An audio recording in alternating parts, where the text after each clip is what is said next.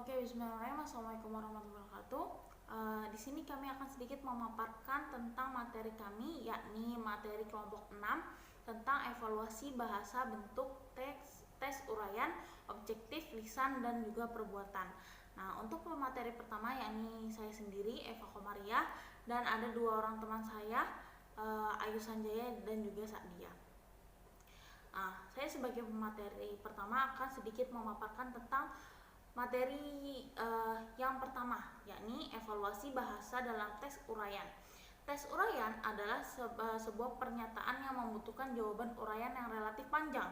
Jawaban tes uraian menuntut siswa untuk mengingat dan mengorganisasikan gagasan-gagasan atau hal-hal yang dipelajarinya dengan cara mengemukakan dan mengekspresikan gagasan tersebut dalam bentuk uraian tertulis sehingga siswa dapat mengerti suatu materi pelajaran. Pengembangan tes bentuk uraian dapat digunakan untuk mengukur kegiatan belajar yang sulit diukur oleh bentuk objektif. Tes bentuk uraian biasa disebut juga dengan penilaian subjektif karena juga dipengaruhi oleh subjektivitas guru. Tes bentuk uraian ini dibagi menjadi beberapa macam, yakni yang pertama bentuk uraian terbatas. Bentuk uraian terbatas dibagi menjadi dua, yaitu tes ingatan sederhana dan tes dengan jawaban pendek. Tes ingatan sederhana di mana bentuk pertanyaannya menggunakan kam, aina, kaifa. Dengan contoh, kaifa haluki ya Muhammad? Aina taskunu ya akhi? Kam kitaban qara'ta bil amsi? Ini adalah sebuah contoh dari tes uraian terbatas karena jawabannya pun hanya jawabannya tetap diuraikan tetapi sangat terbatas. Yang kedua, tes dengan jawaban pendek, yaitu mencakup dengan penyusunan kalimat atau pemberian definisi. Contoh, rotib hadal ibaroh ala alkitab al-maktab hadza. Jadi di sini siswa disuruh diperintahkan untuk membenarkan kalimat di bawah itu. Untuk yang kedua ada bentuk uraian bebas atau diskusi, yakni dengan model pertanyaan isroh, limadha, korin, bayin, dan lain-lain. Contoh, bayin al-ma'ani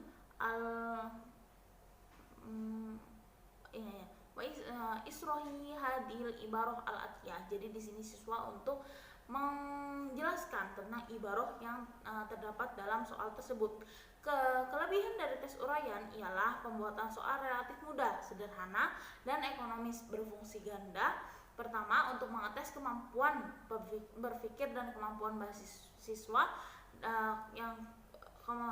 dan juga kemungkinan menebak dan menconteknya sedikit. Karena kenapa sedikit untuk menebak atau mencontek? Karena ini adalah uraian, jadi dari hasil pikiran siswa sendiri. Tidak mungkin siswa itu melihat jawaban orang lain karena ini adalah soal pendapat. Lebih mendorong siswa juga untuk belajar dan dapat mengetahui bagian mana yang dikuasai siswa dan bagian mana yang tidak dikuasai siswa. Sedangkan kelemahannya ialah tidak dapat menjangkau seluruh materi karena batasan waktu mengerjakan, sehingga bahasan yang diujikan peserta terbatas dan luasnya jawaban pun terbatas. Pemeriksa membutuhkan waktu yang lama karena jawaban siswa pun harus dibaca dengan teliti satu persatu karena jawabannya bisa menjadi jawaban yang panjang sekali. Di sini karena di sini adalah tes uraian atau tes pendapat siswa tersebut dari soal yang kita berikan. Kunci jawaban tidak dapat dibuat dengan pasti karena jawaban pun tergantung dengan pemikiran siswa tersebut. Penilaian dipengaruhi oleh keadaan tulisan siswa. Biasanya terjadi perbedaan pendapat antara guru dan siswa. Di sini saya akan melanjutkan ke materi yang kedua, yakni evaluasi bahasa dalam bentuk tes objektif. Tes objektif ialah tes yang penilaiannya dapat dilakukan secara objektif. Tes ini sering disebut dengan tes dikotomi karena jawabannya antara salah dan benar dan skornya antara 1 dan 0. Disebut objektif karena penilaiannya objektif. Siapapun yang mengoreksi tes objektif ini dapat memberikan nilai yang sama karena kunci jawabannya pun jelas dan pasti. Dengan objektif sangat cocok untuk menilai kemampuan yang menuntut proses mental yang tidak terlalu tinggi, seperti kemampuan mengingat kembali, kemampuan mengenal kembali, kemampuan pengertian, dan kemampuan pengaplikasian prinsip-prinsip. Tes jenis ini terbagi menjadi beberapa bentuk, yakni yang pertama tes benar atau salah. Tes benar atau salah adalah pernyataan yang mengandung dua kemungkinan jawaban, yakni benar atau salah. Peserta didik diminta menjawab sesuai dengan petunjuk pengerjaan soal. Salah satu fungsi tes ini untuk mengukur kemampuan siswa untuk membedakan antara mana yang fakta dan mana yang pendapat. Nah, dalam menyusun soal salah dan benar juga harus ada beberapa hal yang harus kita perhatikan, yakni buatlah petunjuk dengan jelas, hindari pertanyaan yang mengandung kata yang meragukan, hindari pertanyaan yang terlalu panjang, hindari pertanyaan yang masih dapat dipersoalkan. Setiap satu soal hanya mengandung satu gagasan. Hindari kalimat tanya dan kalimat perintah. Gunakan kalimat yang benar secara kaidah tata bahasa dan penulisan. Di sini adapun kelemahan dan kelebihannya. Kelebihannya adalah dapat mewakili pokok bahasan atau materi pelajaran yang lebih luas, mudah dalam penyusunan dan pelaksanaannya, mudah diskors dan dapat dinilai secara cepat dan objektif, dan merupakan instrumen yang baik untuk mengukur fakta dan hasil belajar langsung, terutama dengan yang berkaitan dengan ingatan. Adapun kelemahannya ada cenderungan peserta didik menjawab dengan coba-coba atau menebak-nebak jawaban, atau jawabannya cuma ngitung kancing gitu.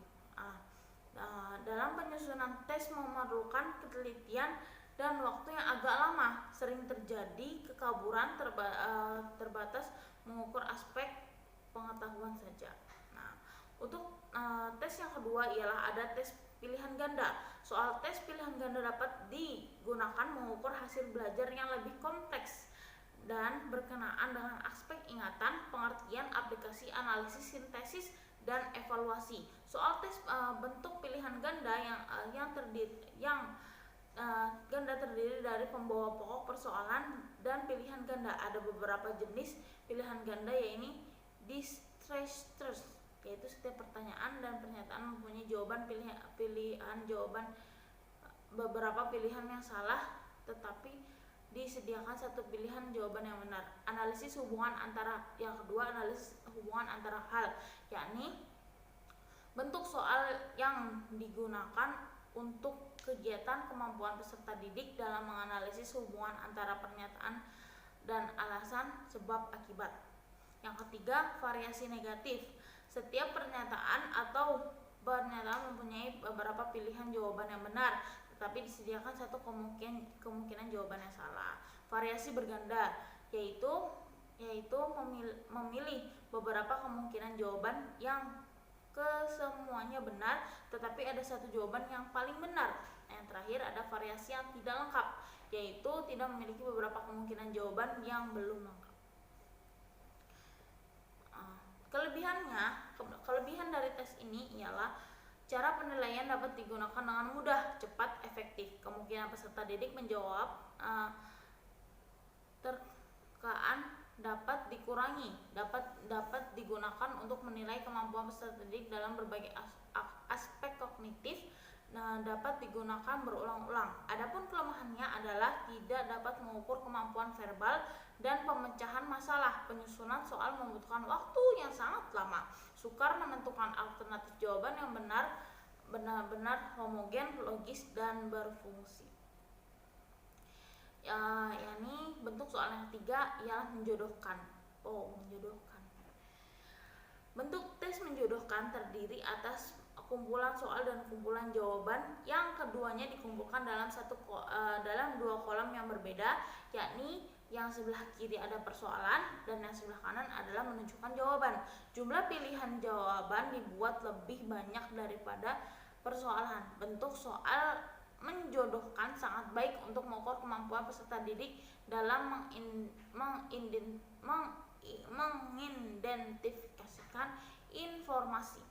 Nah, contoh petunjuk jodohkan arti beberapa mufrodat berikut dengan benar. Makanul mafarog, kalimatul munasib min kalimatul fil janibil aisar. Al-qalamu titik-titik fil jaibi. Nah, di situ yang di B ada pilihannya beberapa. Ketentuan untuk membuat soal ini harus ada dua bagian. Jadi ada kolom sebelah kiri dan ada kolom sebelah kanan. Yang kiri persoalan dan yang kanan adalah jawaban. Setiap bagian dan kolom diberi tanda yang berbeda. Nah, jumlah butir pilihan tidak boleh sama. Satu kelompok soal menjodohkan hanya satu materi, misalnya hanya struktur atau hanya kosakata dalam bab itu saja. Nah, kelebihan dari tes menjodohkan ialah soal bentuk menjodohkan antara lain relatif mudah disusun, perskorsnya mudah, dapat digunakan untuk menilai teori dan menemukan sebab, akibat, istilah, dan definisi, dan materi tes pun cukup luas.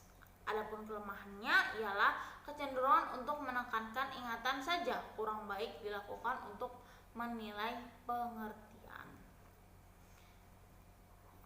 Yang keempat ada tes isian. Bentuk tes ini terdiri dari kalimat-kalimat yang ada bagiannya dihilangkan, bagian yang dihilangkan tersebut. Jadi ada satu kalimat tapi ada beberapa teks yang dihilangkan.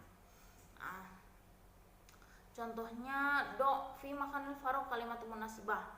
Aku min fi sobahil mubakiroh. Jadi min titik-titiknya ini diisi oleh sang siswa. Contoh abi yadhabu ila masyan alal aqdami. Nah, yadhabu ila titik-titik ini, nah itu adalah soalnya.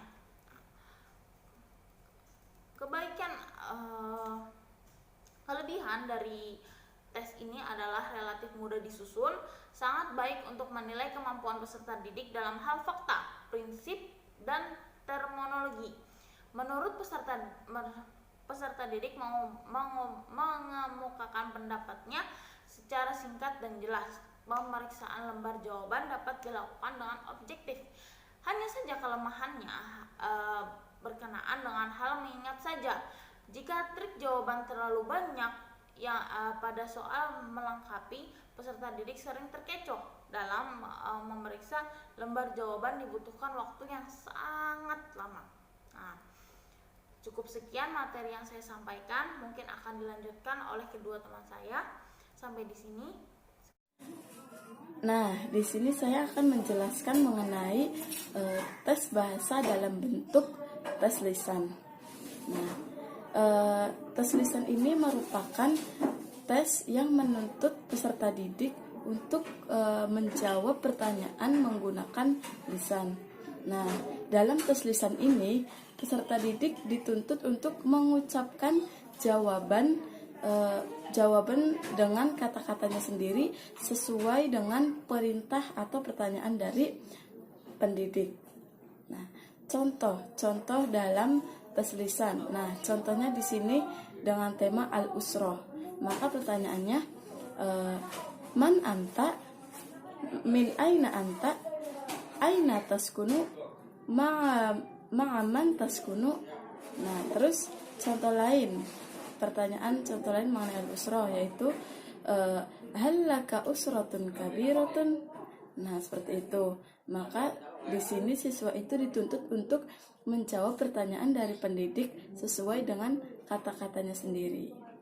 Selanjutnya yaitu kelebihan dan kekurangan dari tes lisan. Nah, kelebihan tes lisan.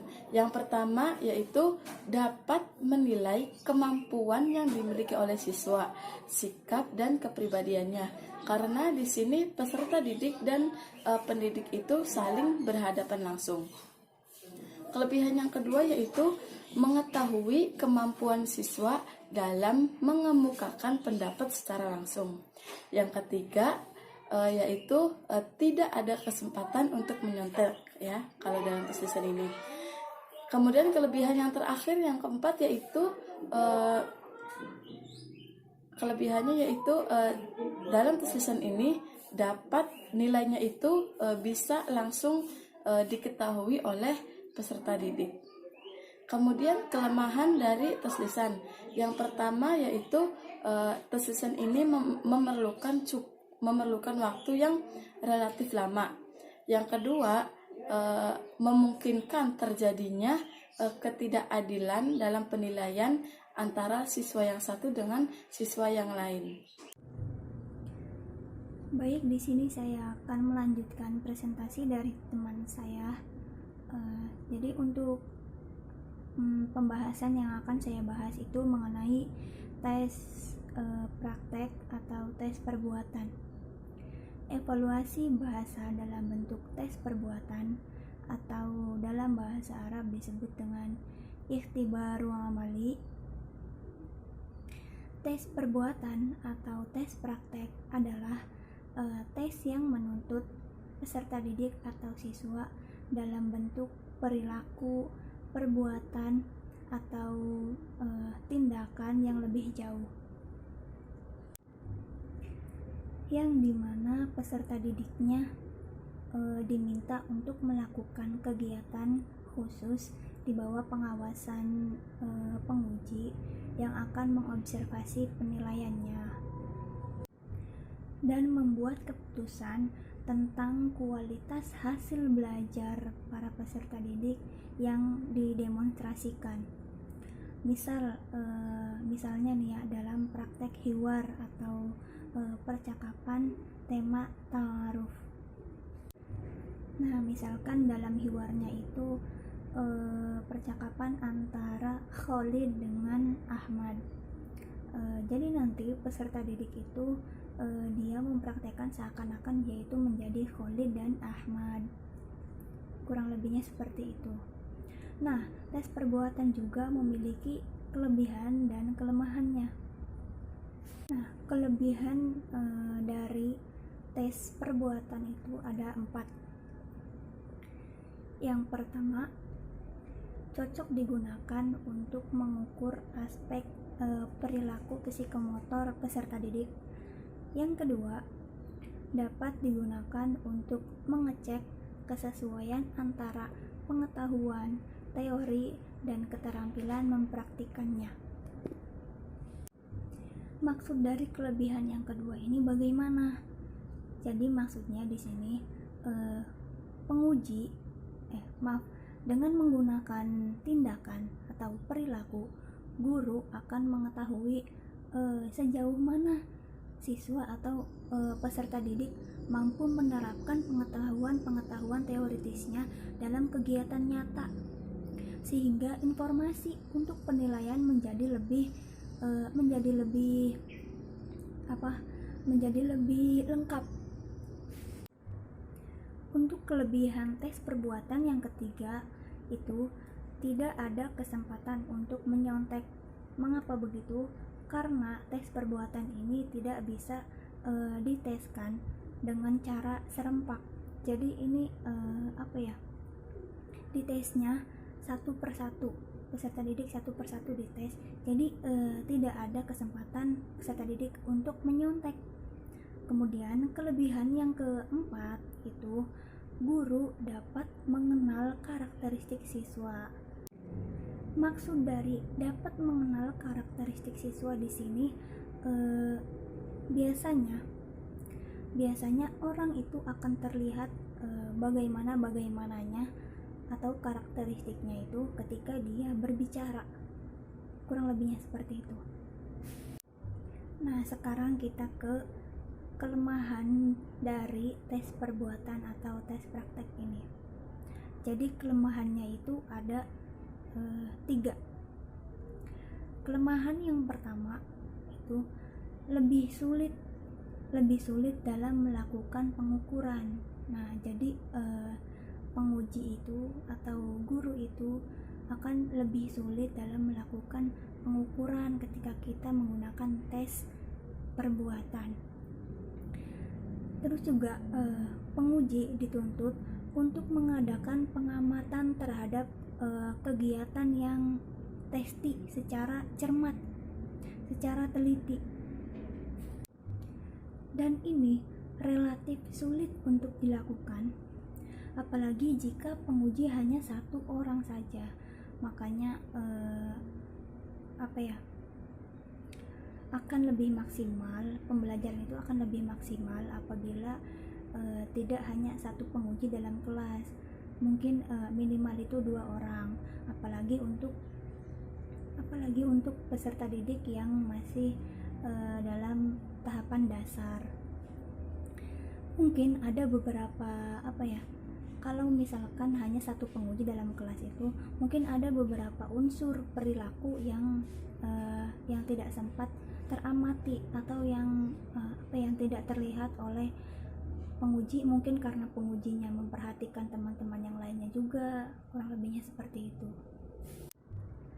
Kelemahan yang kedua itu memerlukan waktu yang cukup lama. Ya, memang karena tes perbuatan ini kan tidak bisa dilakukan dengan cara serempak. Jadi peserta didik diuji dengan maju 1 persatu. Jadi wajarlah kalau misalkan tes perbuatan ini memerlukan waktu yang cukup lama. Kemudian untuk kelemahan yang ketiga, memerlukan syarat-syarat pendukung, biaya, alat-alat, dan tempat. Iya, pastinya karena tes perbuatan ini apabila tidak ada tempat, ya mau di mana gitu kan. Kemudian membutuhkan biaya juga. Membutuhkan biaya, mungkin nanti dalam prakteknya itu dia ada yang menjelaskan tentang mungkin alat, atau mungkin dia harus memperagakan apa yang ada di buku itu dengan menggunakan alat. Nah, itu kan juga membutuhkan biaya. Nah, kurang lebihnya seperti itu. Baik, itulah sedikit penjelasan apa yang saya pahami mengenai tes perbuatan. Mungkin hanya ini yang dapat kami sampaikan terkait pembahasan evaluasi bahasa dalam tes uraian objektif, lisan, dan perbuatan. Kurang dan lebihnya mohon maaf. Semoga dapat diterima dan bermanfaat untuk kita semua. Kami dari kelompok 6 pamit undur diri. Wallahul muwaffiq ila aqwamit thoriq. Wassalamualaikum warahmatullahi wabarakatuh.